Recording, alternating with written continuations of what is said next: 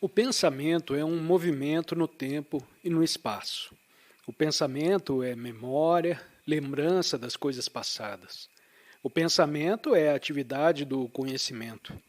Conhecimento que foi acumulado durante milhões de anos e armazenado como memória no cérebro.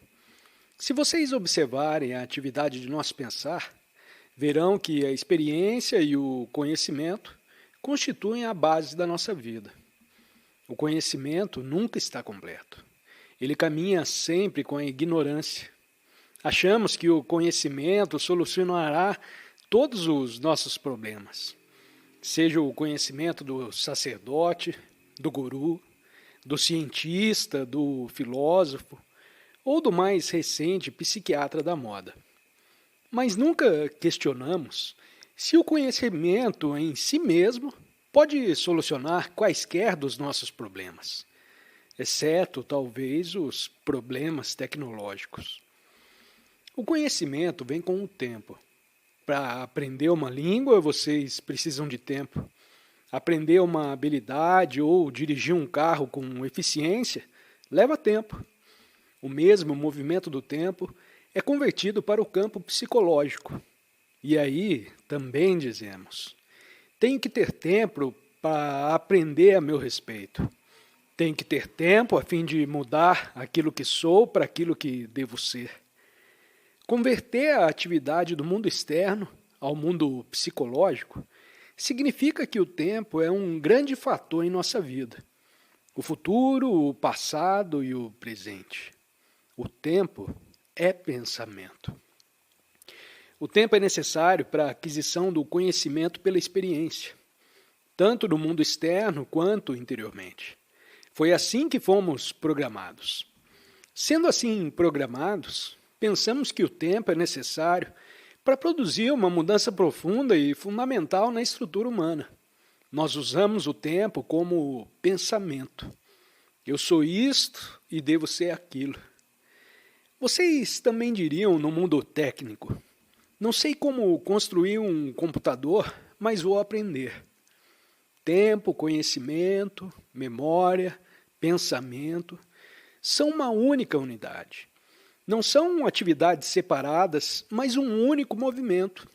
O pensamento, o resultado do conhecimento, é eternamente incompleto e, portanto, limitado, porque o conhecimento é incompleto.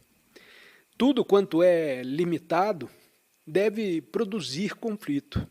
A nacionalidade é limitada, a crença religiosa é limitada, uma experiência que vocês tiveram ou pela qual anseiam é limitada. Toda experiência deve ser limitada. Por quê? Porque há mais experiências. Eu posso ter uma experiência sexual ou a experiência da posse da riqueza, a experiência de renunciar a tudo e entrar no mosteiro.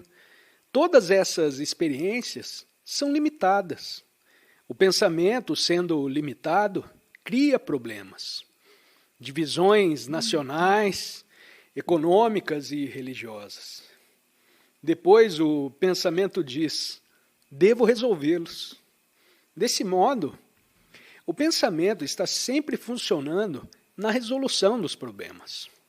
E o computador, um mecanismo que foi programado, pode sobrepujar a todos nós, porque não tem problemas.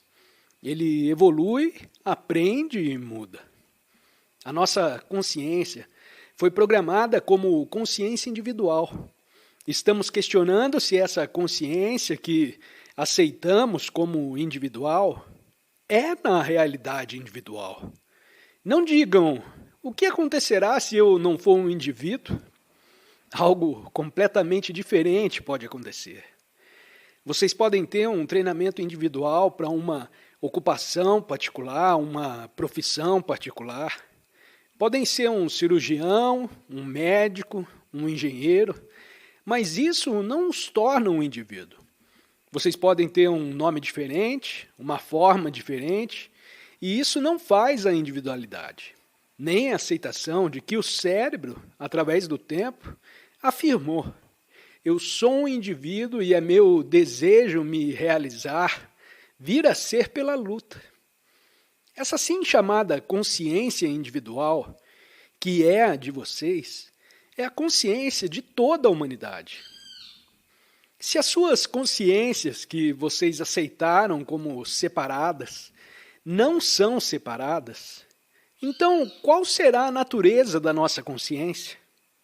Parte delas são as respostas sensórias. Essas respostas sensórias são naturalmente, necessariamente, programadas para defendê-los durante a fome, para procurar por alimento, para respirar inconscientemente. Biologicamente, vocês são programados. Então, o conceito das suas consciências inclui as muitas lesões e ferimentos que vocês receberam na infância, as muitas formas de culpa. Ela inclui as várias ideias, certezas imaginárias, as muitas experiências, tanto sensórias quanto psicológicas. Há sempre a base, a raiz do medo em suas várias formas. Com medo, naturalmente, surge o ódio. Onde há medo, deve haver violência, agressão, a extraordinária ânsia de ser bem-sucedido, tanto no mundo físico quanto no mundo psicológico. No conteúdo da consciência, há a constante perseguição de prazer. O prazer da posse, da dominação, o prazer do dinheiro que dá o poder, o prazer de um filósofo com o seu imenso conhecimento, o prazer do guru com o seu circo. O prazer, ademais, tem inúmeras formas. Também há a dor, a ansiedade, o profundo sentido de enfrentar a solidão e a dor. Não apenas o assim chamada dor pessoal, mas também a enorme dor produzida pelas guerras, pela negligência, por essa interminável conquista de um grupo de pessoas por outro grupo. Nessa consciência, há os conteúdos racial e de grupo. E, finalmente, há a morte. Esta é a nossa consciência. Crenças, certezas e incertezas, ansiedade, solidão e a interminável miséria. Estes são os fatos. E dizemos que essa consciência é minha. É mesmo.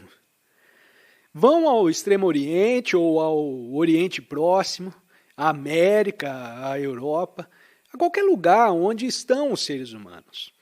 Eles sofrem, são ansiosos, solitários, deprimidos, melancólicos, estão lutando e em conflito. Eles são iguais a você. Desse modo, a sua consciência é diferente da do outro. Eu sei que é muito difícil as pessoas aceitarem. Vocês podem aceitar isso logicamente. Intelectualmente, vocês podem dizer, sim, talvez seja assim.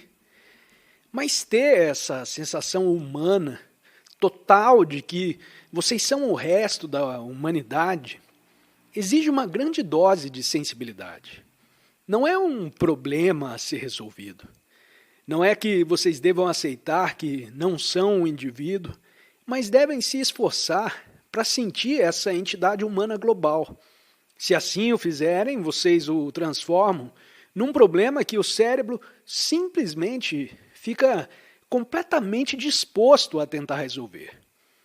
Mas se vocês realmente o olharem com a mente, com o coração, com todo o seu ser totalmente cônscio desse fato, então vocês apagarão o programa. Ele ficará naturalmente apagado. Mas se vocês disserem, eu vou apagá-lo, então vocês estarão novamente de volta ao mesmo modelo. Para o conferencista, essa é toda a realidade. Não alguma coisa verbalmente aceita porque é agradável. É uma coisa real. Vocês podem ter examinado lógica, razoável e sensatamente a questão e descoberto que assim é. Mas o cérebro, que está programado para o sentido da individualidade, vai se voltar contra isso. O que vocês estão fazendo agora. O cérebro reluta em aprender, enquanto o computador irá aprender porque nada tem a perder. Mas aqui estão vocês, com medo de perder alguma coisa.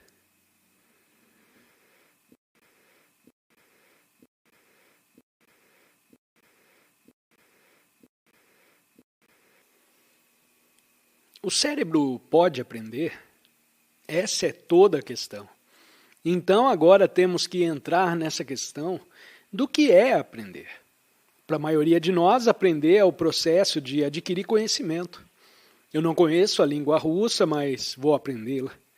Aprenderei dia após dia, memorizando, me detendo em certas palavras, frases e significados, na síntese da gramática.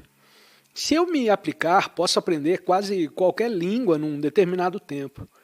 Para nós, aprender é essencialmente acumulação de conhecimento ou de habilidade. Os nossos cérebros estão condicionados a esse modelo. Acumular conhecimento e daí agir. Quando aprendo uma língua, esse conhecimento é necessário.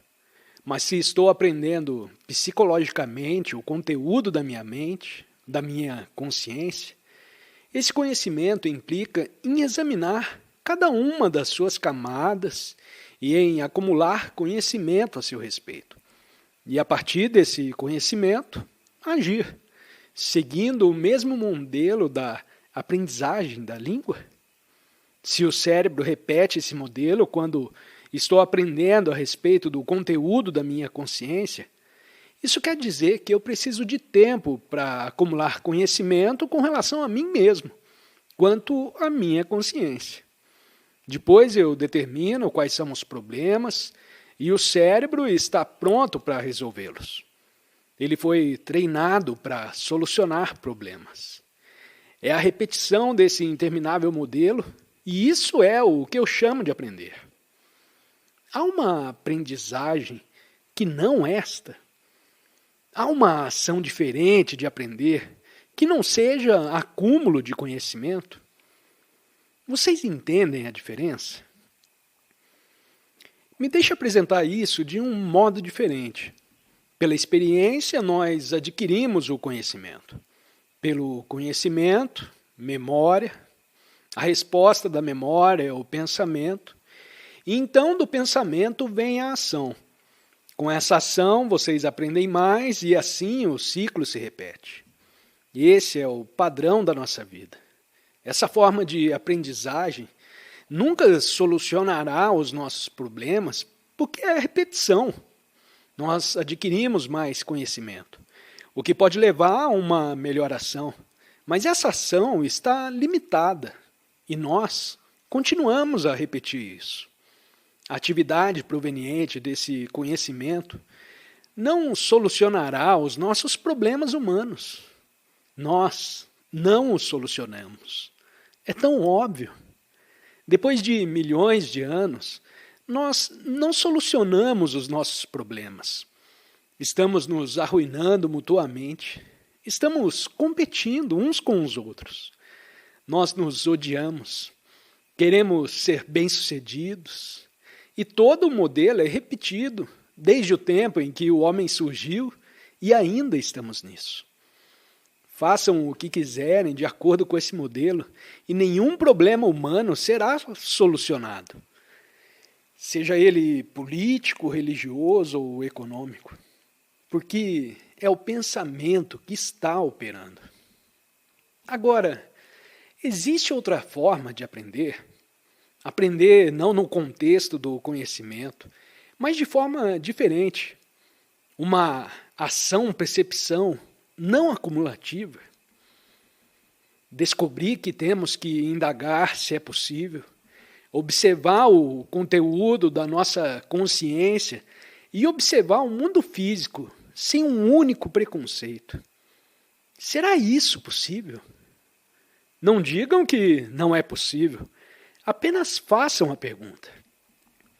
Percebam se quando vocês têm um preconceito, podem observar com clareza? Não podem, obviamente. Se vocês possuem uma determinada conclusão, um certo conjunto de crenças, conceitos, ideais, e querem ver claramente o que é o mundo, todas essas conclusões, ideais, preconceitos e assim por diante, irão na realidade impedi-los.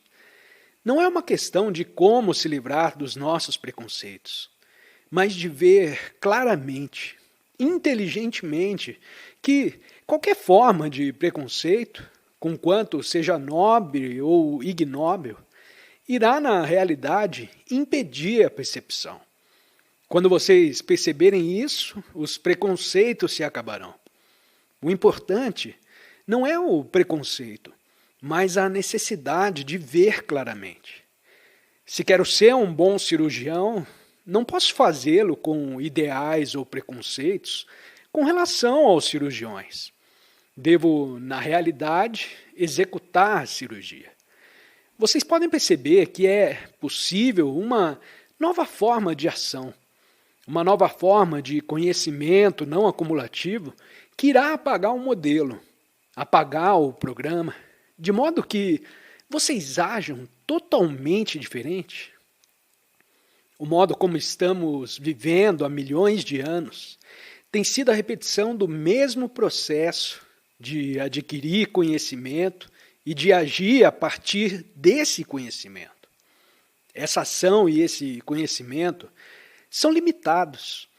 Essa limitação cria problemas e o cérebro acostumou-se a solucionar os problemas que o conhecimento criou repetidamente. O cérebro fica preso a esse modelo e estamos dizendo que esse modelo jamais, em quaisquer circunstâncias, solucionará os nossos problemas humanos. É óbvio, nós não os solucionamos até agora. Deve haver um movimento diferente, totalmente diferente. Uma ação perceptiva não acumulativa.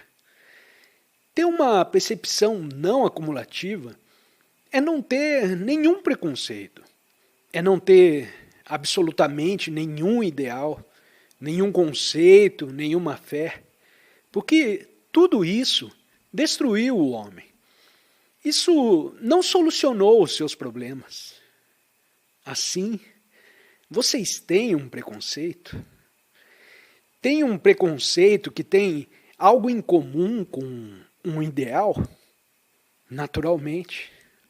Os ideais existem para serem consumados no futuro e o conhecimento torna-se extraordinariamente importante na realização dos ideais.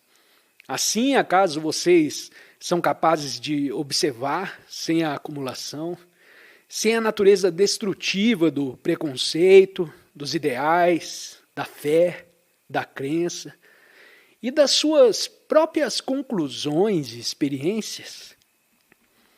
A consciência de grupo, a consciência nacional, a consciência linguística, a consciência profissional, a consciência racional e ao medo, a ansiedade, o pesar, a solidão, a procura do prazer, do amor e, finalmente, a morte.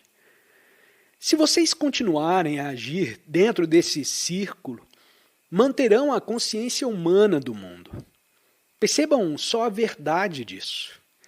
Vocês são parte dessa consciência e a sustentam dizendo: eu sou um indivíduo. Meus preconceitos são importantes, os meus ideais são essenciais. Repetindo a mesma coisa, vezes sem fim. Agora, a manutenção, a sustentação e a nutrição dessa consciência acontece quando vocês repetem esse modelo. Mas quando vocês se livram dessa consciência, estão introduzindo um fator totalmente novo no todo dessa consciência.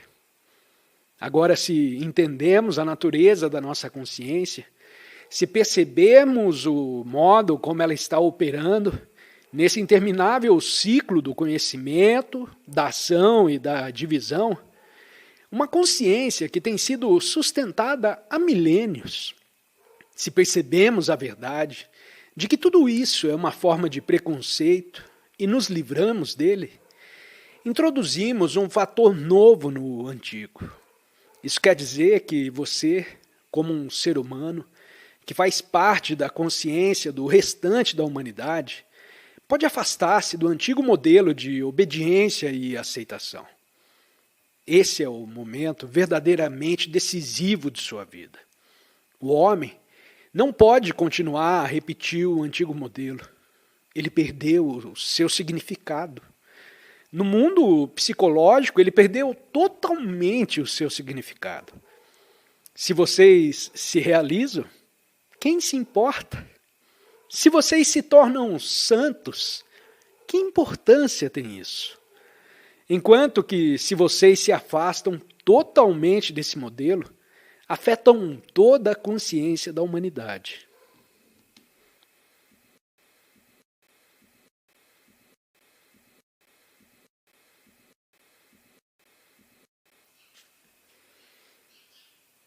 Eu gostaria de repetir que não estamos tentando convencê-los de nada. Isso deve ficar bem claro. Não estamos tentando persuadi-los a aceitar um determinado ponto de vista. Não estamos tentando impressioná-los a respeito de nada. Nem estamos fazendo qualquer propaganda.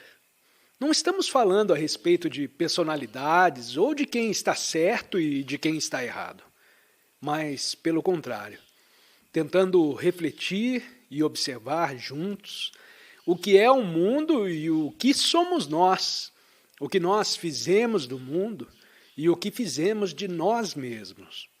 Estamos juntos a examinar tanto o homem interior quanto o exterior.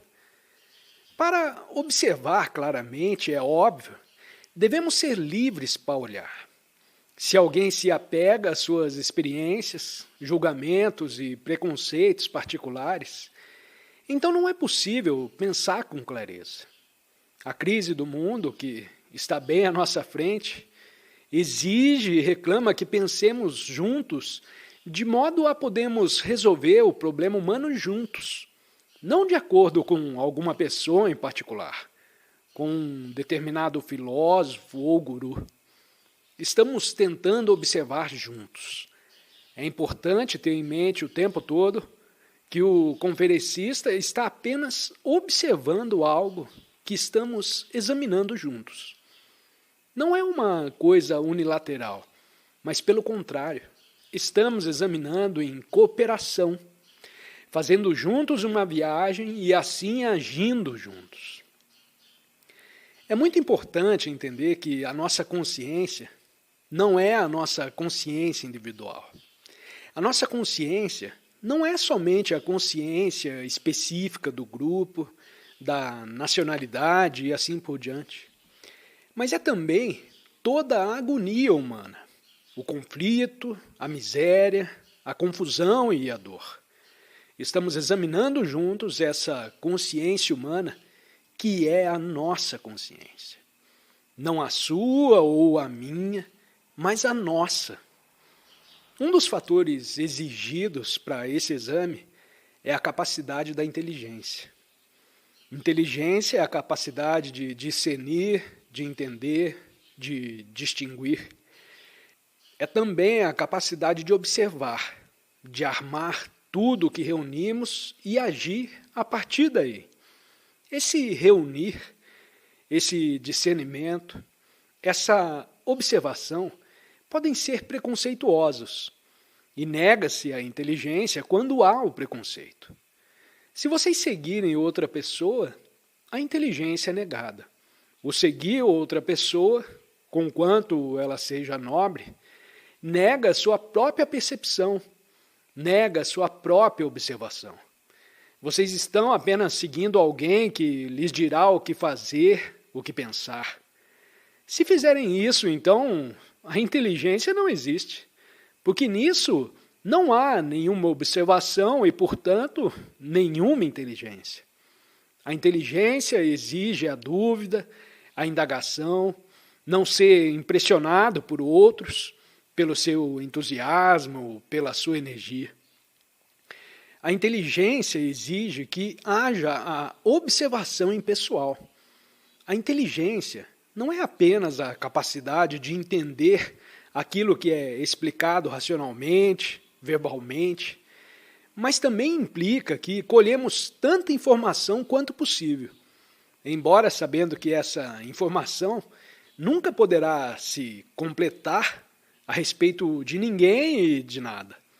Onde há inteligência, há hesitação, observação e clareza do pensamento racional impessoal.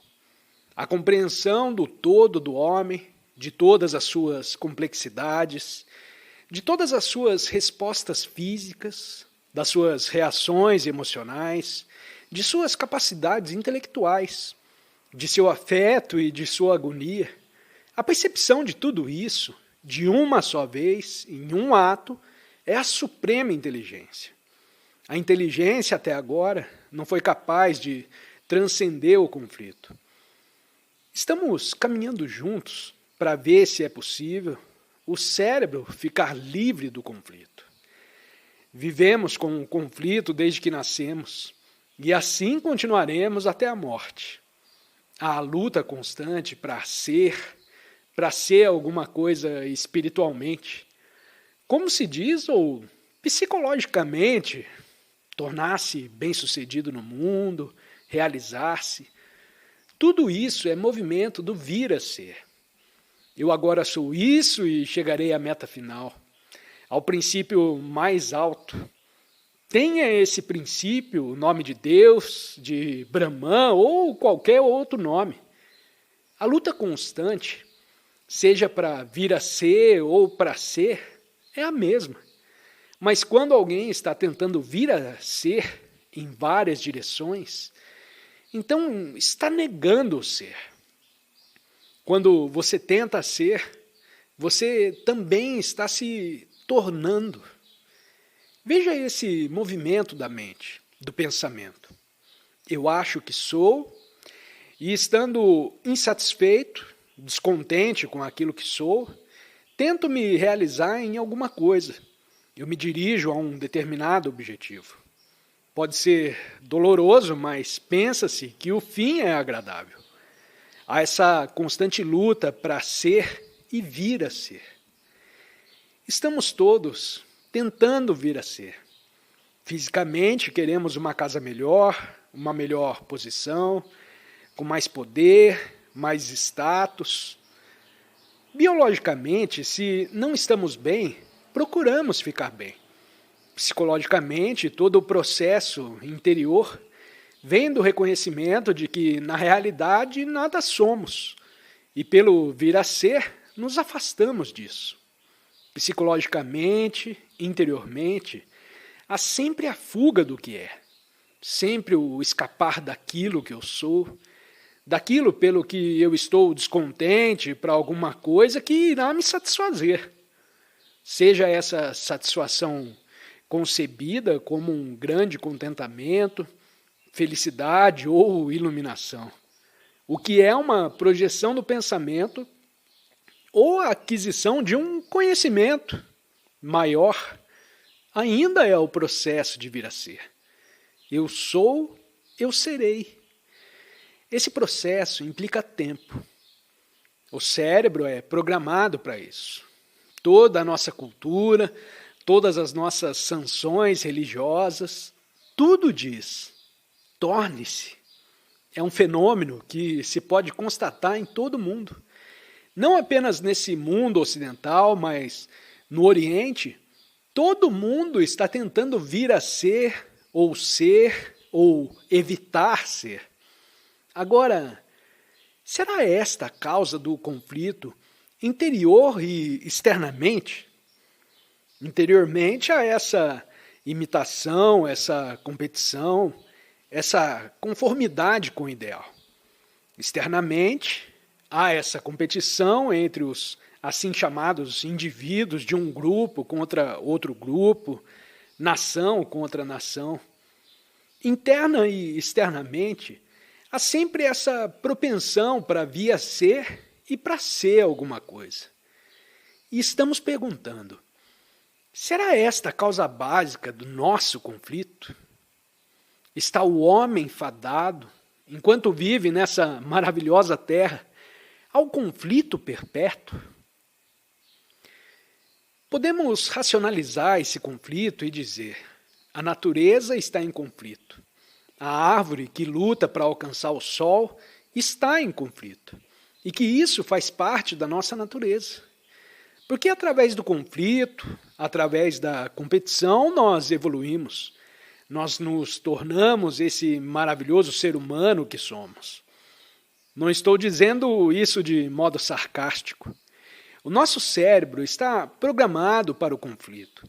Temos um problema que nunca fomos capazes de resolver. Vocês podem escapar neuroticamente para alguma fantasia e nessa fantasia ficar totalmente contentes. Ou podem imaginar que interiormente alcançaram alguma coisa e ficaram totalmente contentes com isso. Uma mente inteligente deve questionar tudo isso. Deve exercitar a dúvida, o ceticismo. Porque os seres humanos, durante milhões de anos, desde o aparecimento do homem até o momento presente, viveram em conflito. Nós aceitamos, nós toleramos isso. Nós dizemos que faz parte da nossa natureza competir. Sermos agressivos, imitar, nos conformamos. Dizemos que faz parte do eterno modelo da vida. Porque o homem, que é tão altamente sofisticado num sentido, é tão completamente desinteligente em outros. O conflito termina com o conhecimento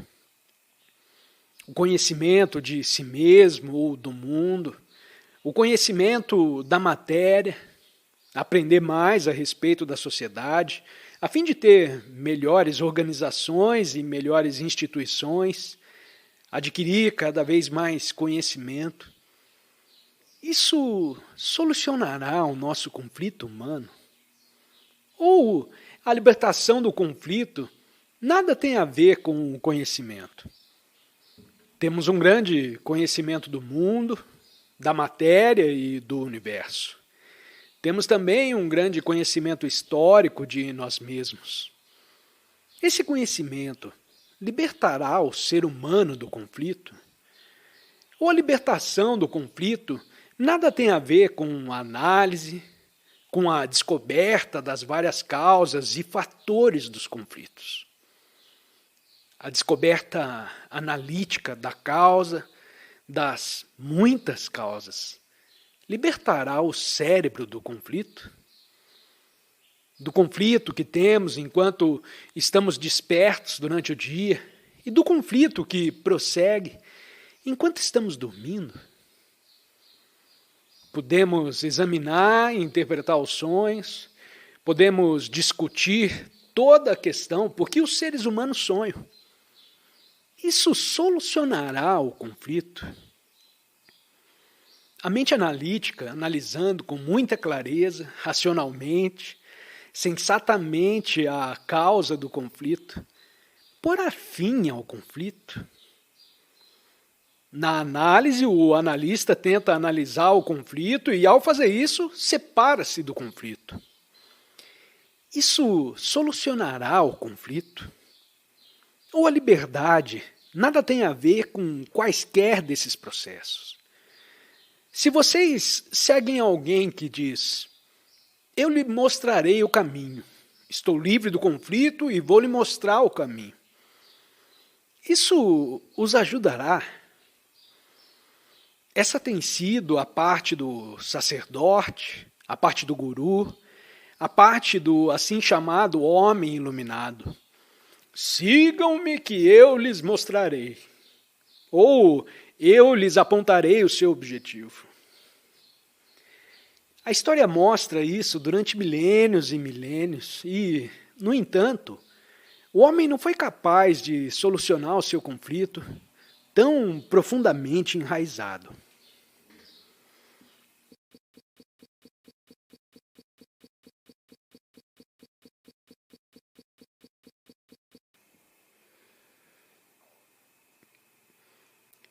Vamos descobrir juntos.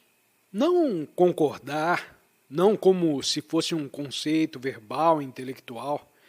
Se há uma percepção, uma ação que determinará e terminará com o conflito, não gradualmente, mas imediatamente.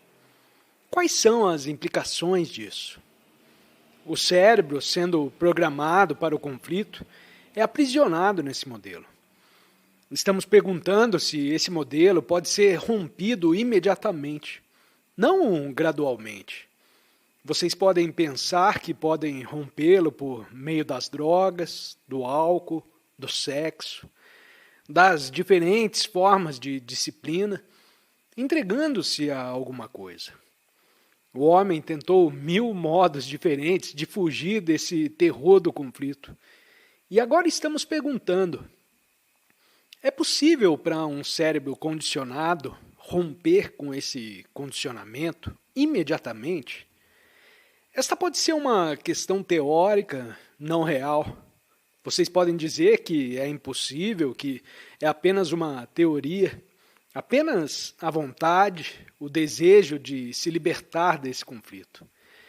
Mas se examinarem o assunto racionalmente, logicamente, com inteligência, verão que o tempo não solucionará esse condicionamento. A primeira coisa a se perceber é que não há nenhum amanhã psicológico. Se vocês olharem realmente, não verbalmente, mas profundamente nos seus corações, nas suas mentes, na própria natureza do seu ser, irão perceber que o tempo não vai solucionar esse problema.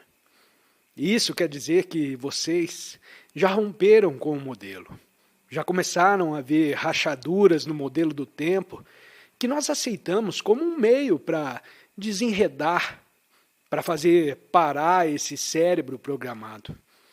Então logo percebam por vocês mesmos, claramente, absolutamente, irrevogavelmente, que o tempo não é um fator libertador. Então vocês já começaram a ver rachaduras no recinto do cérebro.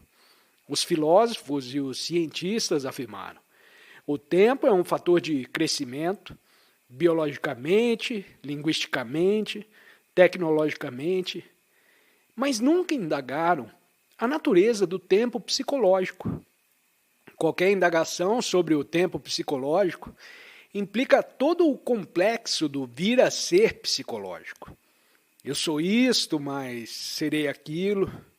Estou infeliz e realizado, desesperadamente só, mas amanhã será diferente. Perceber que esse tempo é o fator do conflito. Então, essa própria percepção é a ação. Realizou-se a decisão. Vocês não têm que decidir. A própria percepção é a ação e a decisão. Há múltiplas formas de conflito. Há milhares de opiniões, portanto, milhares de formas de conflito. Mas nós não estamos falando sobre as várias formas de conflito, mas sobre o próprio conflito. Não estamos falando sobre o seu conflito particular. Não vivo bem com a minha mulher, no meu trabalho, ou nisso, ou naquilo. Mas sobre o conflito do cérebro humano em sua existência. Existe uma percepção que não nasça da memória, do conhecimento, que veja toda a natureza e estrutura do conflito, uma percepção desse todo. Existe essa percepção?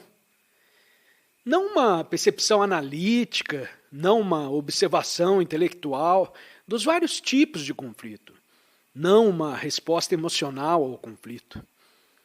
Existe uma percepção que não seja feita da lembrança, que é o tempo, que é o pensamento? Existe uma percepção que não pertença ao tempo ou ao pensamento, que possa ver toda a natureza do conflito e, com essa própria percepção, produzir o fim do conflito? O pensamento é tempo, O pensamento é experiência, conhecimento formado no cérebro como memória. É o resultado do tempo. Eu não sabia há uma semana, mas agora sei. A multiplicação do conhecimento, a expansão do conhecimento, a profundidade do conhecimento pertencem ao tempo. Assim, o pensamento é tempo. Qualquer movimento psicológico é tempo. Se quero ir daqui até Montreux, se quero aprender uma língua, se quero me encontrar com alguém num lugar distante, preciso de tempo. E esse mesmo processo exterior é continuado interiormente. Eu não sou, mas serei. Assim, o pensamento é tempo. O pensamento e o tempo são indivisíveis. E nós estamos fazendo a seguinte pergunta: existe uma percepção que não pertença ao tempo e ao pensamento? Uma percepção inteiramente fora do modelo ao qual o cérebro se acostumou? Existe isso? Essa coisa que, talvez por si, irá solucionar o problema? Nós não solucionamos o problema em 1 milhão de anos de conflito. Estamos dando continuidade ao mesmo padrão. Devemos descobrir com inteligência, hesitantemente, com cuidado, se há um modo, se há uma percepção que cubra todo o conflito. Uma percepção que rompa com esse modelo. O conferencista apresentou essa pergunta. E agora, como vamos conciliar com isso?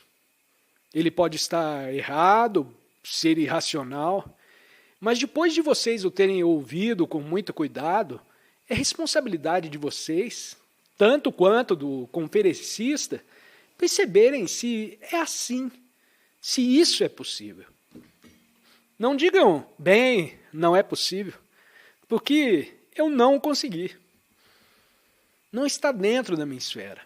Não pensei o suficiente a esse respeito, ou não quero pensar nisso tudo porque estou satisfeito com o meu conflito e estou completamente certo de que um dia a humanidade ficará livre do conflito. Tudo isso é apenas uma fuga do problema. Assim, estamos juntos, cônscios de todas as complexidades do conflito, sem negá-lo. Ele está aí. Está aí tão real quanto a dor no corpo. Estamos cônscios, sem nenhuma escolha, de que é assim. E, ao mesmo tempo, fazemos a pergunta quanto a se existe uma abordagem completamente diferente.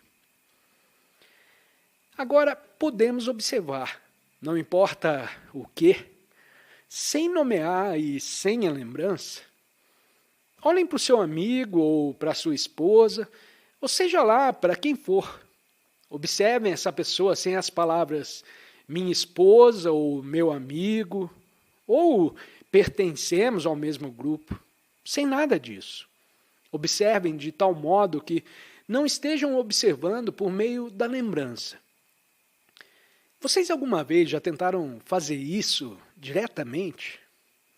Olhem para a pessoa sem nomeá-la, sem o tempo e a lembrança, e olhem também para vocês mesmos, para a imagem que construíram de vocês mesmos, a imagem que construíram do outro. Olhem como se estivesse olhando pela primeira vez. Como olhariam para uma rosa pela primeira vez? Aprendam a olhar. Aprendam a observar essa qualidade que surge sem toda a operação do pensamento. Não digam, não é possível.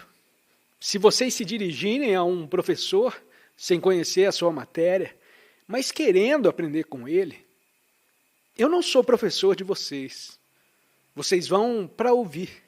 Vocês não dizem, ei, alguma coisa a respeito disso, ou você está errado, ou você está certo, ou não gosto da sua atitude. Vocês ouvem e descobrem. Quando vocês começam a ouvir com sensibilidade, com consciência, começam a descobrir se ele é um impostor. que usa uma porção de palavras, ou um professor que realmente atingiu a profundeza de sua matéria. Agora podemos nós, juntos, ouvir e observar assim, sem a palavra, sem a lembrança, sem todo o movimento do pensamento. Isso significa uma atenção completa. Não a atenção de um centro, mas uma atenção que não tem nenhum centro. Se vocês possuem um centro através do qual prestam atenção, essa é apenas uma forma de concentração. Mas se vocês estão prestando atenção e não há nenhum centro, isso significa que estão dando completa atenção. Nessa atenção não há nenhum tempo. Muitos de vocês, feliz ou infelizmente, ouviram o conferencista durante muitos anos e vê-se que esse rompimento com o programa do cérebro não aconteceu. Vocês ouvem repetidamente essa afirmação, ano após ano, e ela não aconteceu. Será porque vocês querem alcançar, vir a ser, ter esse estado no qual o padrão do cérebro foi rompido? Vocês ouviram e ele não aconteceu e vocês têm a esperança de que ele aconteça. O que é outra forma de se esforçar para vir a ser. Assim vocês ainda estão em conflito. Assim vocês ignoram tudo e dizem que não virão mais aqui porque não obtiveram o que querem. Eu quero isso, mas não consegui. Esse querer é o desejo de ser alguma coisa. E é uma causa de conflito. Esse desejo vem do cérebro programado. Nós estamos dizendo, para romper com esse programa, com esse modelo, observem sem o movimento do pensamento. Parece muito simples, mas vejam a lógica disso, a razão, a sensatez disso. Não porque o conferencista o diz, mas porque isso é sadio. Obviamente, deve-se exercer a capacidade de ser lógico, racional e ainda assim conhecer as suas limitações. Porque o pensar racional, lógico, ainda faz parte do pensamento. Sabendo que o pensamento é limitado, estejam cônscios dessa limitação. E não o empurrem para diante, porque ele ainda será limitado, por mais longe que vocês vão. Enquanto que, se vocês observam uma rosa, uma flor, sem a palavra, sem nomear a cor, mas apenas olham para ela, então esse olhar produz grande sensibilidade. Quebra esse sentido de densidade do cérebro e dá uma extraordinária vitalidade. Há uma espécie de energia totalmente diferente quando há a percepção pura que não está relacionada com o pensamento e o tempo.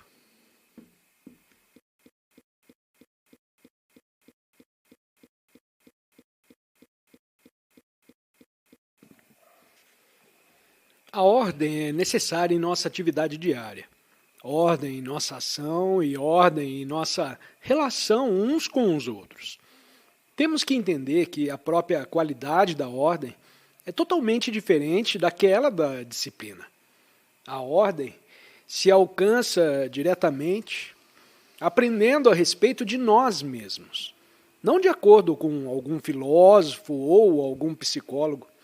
Descobrimos a ordem por nós mesmos quando estamos livres de todo o sentido de compulsão, de todo o sentido do esforço, determinado para obter ordem de acordo com um caminho em particular. Essa ordem nasce muito naturalmente. Nessa ordem existe a integridade. É ordem, e não um acordo com algum modelo, e não apenas do mundo externo, que se tornou tão completamente caótico, mas internamente, dentro de nós mesmos, onde não somos claros, onde somos confusos e incertos. Aprender a nosso respeito faz parte da ordem. Se vocês seguirem outra pessoa, por mais erudita que ela seja, vocês não serão capazes de entenderem a si próprios. Para descobrir o que é a ordem, devemos começar a entender a natureza das nossas relações.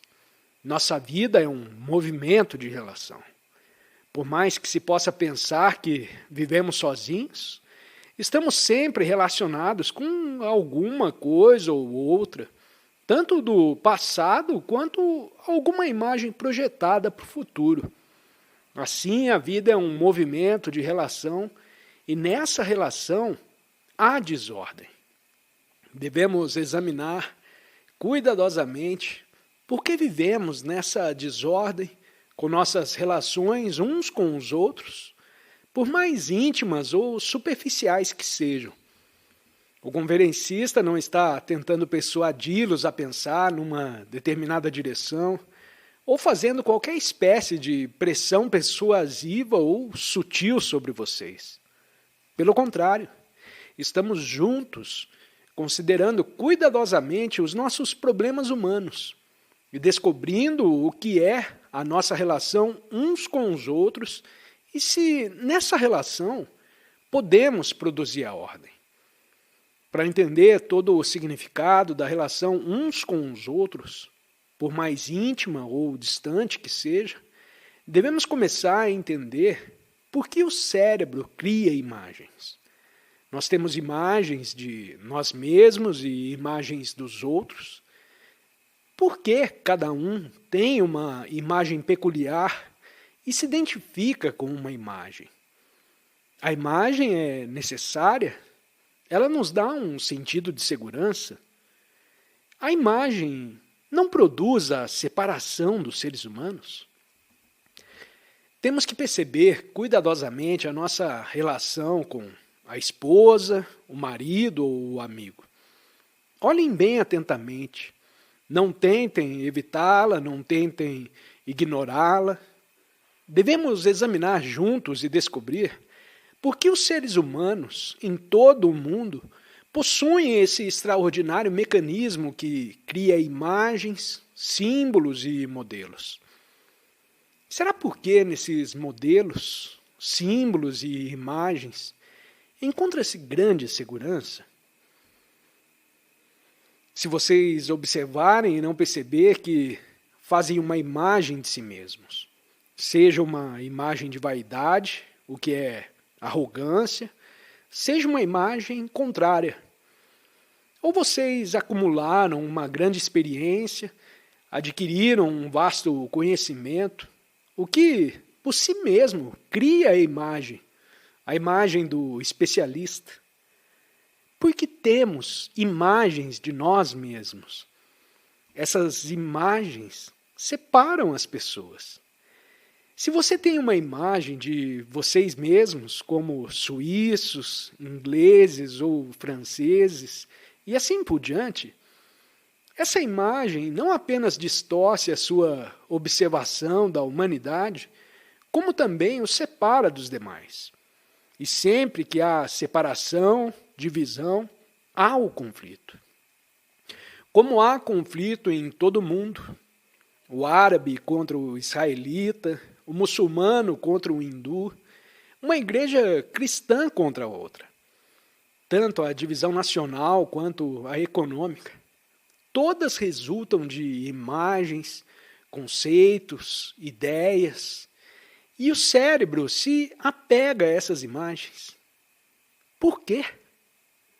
É por causa da nossa educação, por causa da nossa cultura, onde o indivíduo é mais importante e onde a sociedade coletiva é uma coisa totalmente diferente do indivíduo.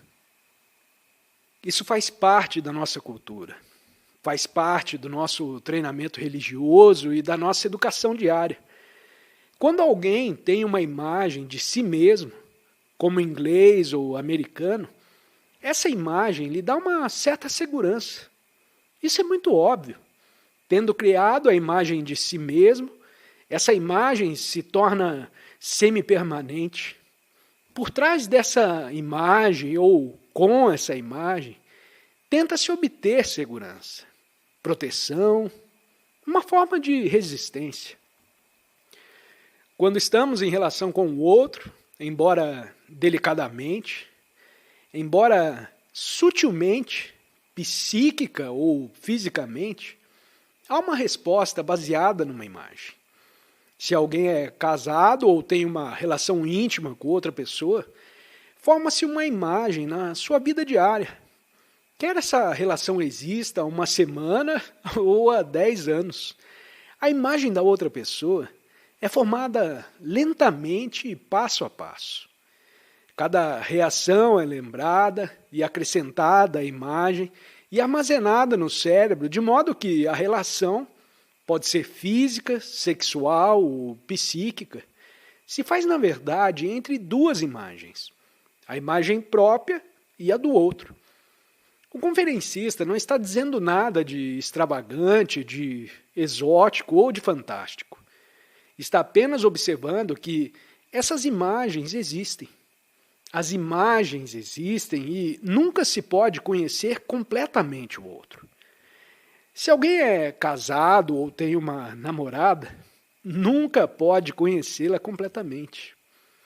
Pensa que a conhece porque, tendo vivido com essa pessoa, acumulou lembranças de vários incidentes, de várias irritações e de todas as ocorrências que acontecem na vida diária.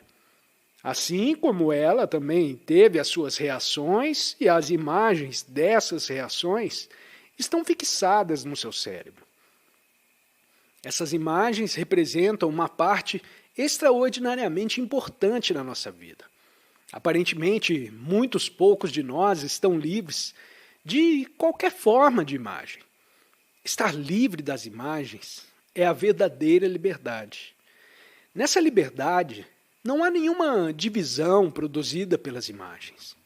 Se somos hindus, nascidos na Índia, com todo o condicionamento a que estamos sujeitos, o condicionamento da raça ou de um determinado grupo, com as suas superstições, com as suas crenças religiosas, dogmas, rituais, toda a estrutura dessa sociedade, vivemos com esse complexo de imagens que é o nosso condicionamento. E por mais que possamos falar de fraternidade, unidade, totalidade, essas são apenas palavras vazias, sem nenhum significado diário verdadeiro. Mas se nos libertarmos de toda essa imposição, de todo o condicionamento, de todo esse contrassenso supersticioso, então estamos destruindo a imagem. E também na nossa relação, se somos casados ou vivemos com outra pessoa, será possível não criar uma imagem, não registrar um incidente que pode ser prazeroso ou doloroso nessa relação particular. Não registrar nem o insulto, nem a lisonja, nem o encorajamento e nem o desencorajamento. É possível não registrar? Porque se o cérebro estiver constantemente registrando tudo o que estiver acontecendo psicologicamente, então ele nunca está livre para permanecer quieto, nunca pode estar tranquilo e em paz.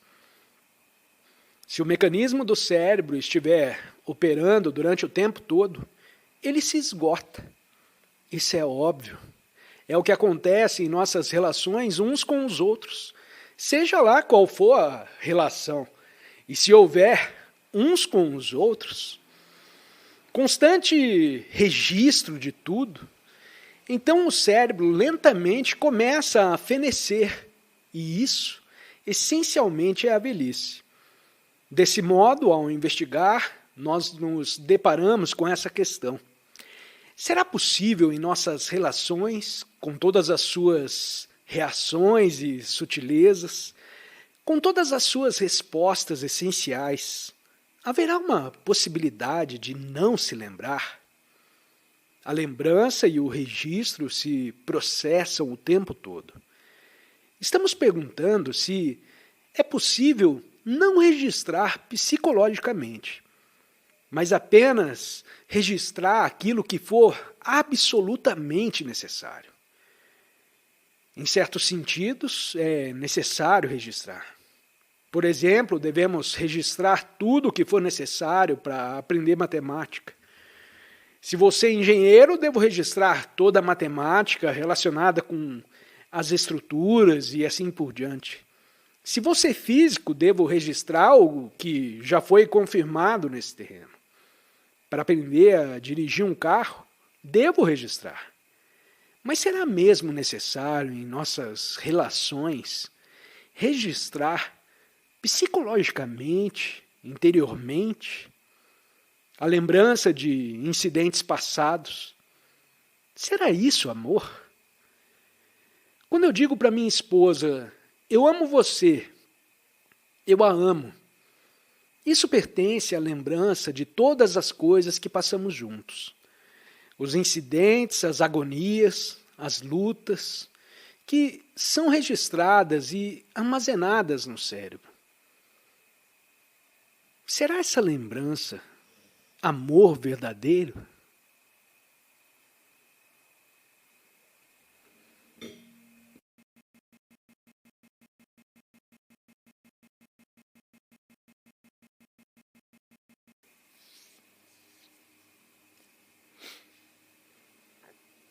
É possível ser livre e não registrar de modo algum psicologicamente? É possível somente quando há atenção total. Quando há atenção total, não há registro. Não sei por que queremos explicações ou porque os nossos cérebros não são suficientemente rápidos para capturar, para ter uma introvisão de toda a coisa imediatamente. Por que não podemos perceber isso? Toda a verdade disso e deixar essa verdade operar e, portanto, apagar a lousa e ter um cérebro que não registre de modo algum psicologicamente. Mas a maioria dos seres humanos são, de preferência, indolentes. Eles preferem gostar de viver nos seus antigos modelos, com seus hábitos particulares de pensamento. Eles rejeitam qualquer coisa nova porque pensam que é muito melhor viver com o conhecido do que com o desconhecido. No conhecido existe proteção. Pelo menos eles pensam que existe proteção, segurança, e assim continuam repetindo, trabalhando e lutando dentro do campo do conhecido. Podemos observar, sem todo o processo e o mecanismo da memória em operação, o que é o amor? Essa é uma questão muito complexa. Todos nós sentimos que amamos uma coisa ou outra. O amor abstrato, o amor a uma nação, o amor a uma pessoa, o amor a Deus, o amor à jardinagem, o amor ao comer demais. Abusamos tanto da palavra amor que temos que descobrir o que é basicamente o amor. O amor não é uma ideia. O amor a Deus é uma ideia. O amor a um símbolo também é uma ideia. Quando vocês vão à igreja e se ajoelham e rezam, vocês estão, na realidade, adorando ou orando para uma coisa que o pensamento criou. Assim vejam o que está acontecendo. O pensamento criou. Na realidade, esse é um fato. E vocês adoram aquilo que o pensamento criou. Isso significa que vocês estão adorando de um modo muito sutil a vocês mesmos. Essa pode parecer uma afirmação sacrílega, mas é um fato. É isso que está acontecendo no mundo todo. O pensamento cria o símbolo com todos os atributos desse símbolo, românticos, lógicos ou sensatos. Tendo criado, vocês o amam. Tornam-se completamente intolerantes para com qualquer outra coisa. Todos os gurus, todos os sacerdotes, todas as estruturas religiosas estão baseadas nisso. Vejam que tragédia. O pensamento cria a bandeira, o símbolo de um determinado país. Então, depois, vocês lutam por ele. Vocês matam-se uns aos outros por ele. A sua nação irá destruir a terra pela competição com outra nação, e assim a bandeira se torna um símbolo do seu amor. Há milhões de anos vivemos desse modo e ainda somos seres humanos extraordinariamente destrutivos, violentos, brutais e cínicos. Quando dizemos que amamos a alguém, nesse amor há desejo, há as projeções agradáveis das várias atividades do pensamento. Temos que descobrir se o amor é desejo, se o amor é prazer, se há medo no amor, pois onde há medo deve haver ódio, ciúme, ansiedade, posse e dominação. A beleza na relação e todo o cosmos é um movimento em relação. O cosmos é ordem, e quando alguém tem ordem em si mesmo, tem ordem nas suas relações e, por conseguinte, existe a possibilidade de ordem na nossa sociedade. Se indagarmos a natureza da relação, descobrimos que é absolutamente necessário ter ordem. E dessa ordem nasce o amor. O que é a beleza? Vocês veem a neve recente sobre as montanhas essa manhã? É uma bela visão. Vocês veem essas solitárias árvores negras contrastando com o branco, olhando o mundo à nossa volta. Vocês veem um maravilhoso mecanismo, o extraordinário computador com a sua extraordinária beleza. Vem a beleza de um rosto, a beleza de um quadro, a beleza de um poema. Vocês parecem reconhecer a beleza lá fora. Nos museus, ou quando vão a um concerto, ou ouvem Beethoven ou Mozart, a grande beleza, mas sempre lá fora, nas colinas, nos vales com suas águas correntes, e no voo dos pássaros, e no canto de um melro de manhã cedinho. Há beleza. Mas a beleza está apenas lá fora? Ou a beleza é algo que existe somente quando o eu não está presente? Quando vocês olham para essas montanhas numa manhã ensolarada, reluzindo contra o céu azul, a sua própria majestade, afugenta todas as suas lembranças acumuladas por um momento. Lá a beleza exterior, a grandeza exterior, a majestade e a força das montanhas limpa todos os nossos problemas, mesmo que seja apenas por um segundo. Vocês se esqueceram de si mesmos. Quando há ausência total de você mesmo, há beleza. Mas nós não estamos livres de nós mesmos. Somos pessoas egoístas, preocupadas conosco mesmas, com a nossa importância ou com os nossos problemas, com as nossas agonias, pesares e solidão. Por causa da nossa desesperada solidão, queremos nos identificar com uma coisa ou com outra e nos apegamos a uma ideia, a uma crença, a uma pessoa, principalmente a uma pessoa. Da dependência nascem todos os nossos problemas. Onde há dependência psicológica, começa o medo. Quando vocês estão ligados a alguma coisa, começa a corrupção. O desejo é o impulso mais urgente e vital de nossa vida. Estamos falando sobre o desejo em si e não o desejo por uma coisa em particular.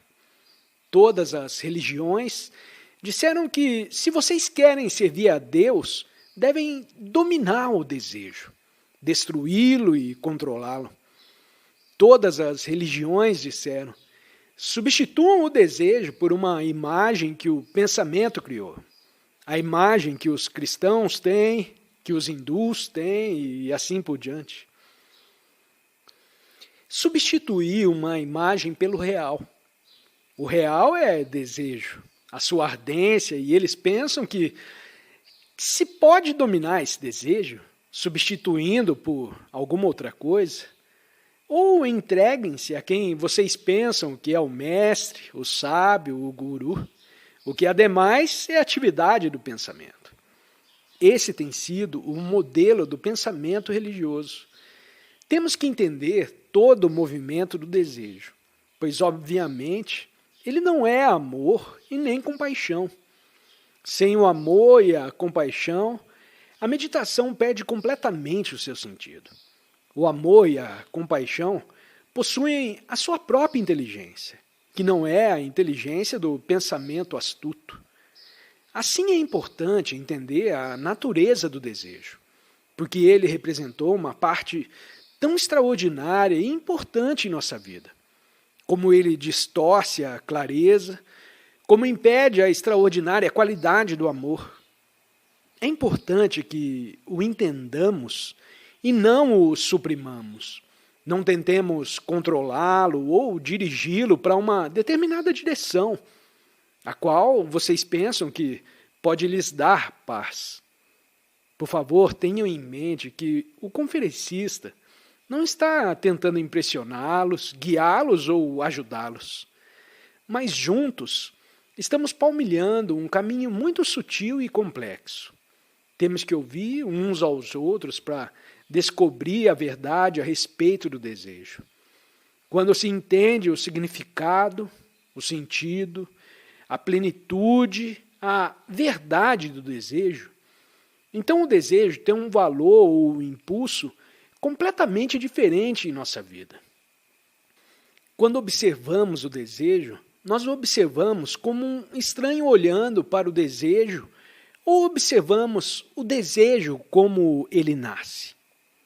Não o desejo como uma coisa separada de nós mesmos, pois nós somos o desejo. Vocês percebem a diferença? Ou observamos o desejo que temos ao ver alguma coisa que nos agrada na vitrine da loja e temos o desejo de comprá-la, de modo que o objeto é diferente do eu. Ou, de outro modo, o desejo é eu. E assim há a percepção do desejo sem o observador percebendo o desejo. Podemos olhar para uma árvore, e é a palavra pela qual reconhecemos aquilo que está de pé no campo, mas sabemos que a palavra árvore não é a árvore. Do mesmo modo, a nossa esposa não é a palavra, mas fizemos da palavra a nossa esposa. Não sei se vocês percebem todas as sutilezas disto. Devemos entender com muita clareza, desde o início, que a palavra não é a coisa. A palavra desejo não é o seu sentimento, o extraordinário sentimento que há por trás dessa reação. Assim devemos estar muito alertas para não sermos pegos pela palavra. Também o cérebro deve estar ativo o suficiente para ver que o objeto pode criar o desejo. Desejo que é separado do objeto. Estamos cônscios de que a palavra não é a coisa e de que o desejo não está separado do observador que está observando o desejo. Estamos cônscios de que o objeto pode criar o desejo, mas o desejo é independente do objeto? Como floresce o desejo? Porque há essa extraordinária energia por trás do desejo. Se não entendermos profundamente a natureza do desejo, sempre estaremos em conflito uns com os outros. Podemos desejar uma coisa e a nossa esposa pode desejar outra, e as crianças podem desejar alguma outra coisa diferente. Assim, estamos sempre em desacordo uns com os outros. E essa batalha, essa luta, é chamada de amor e relação.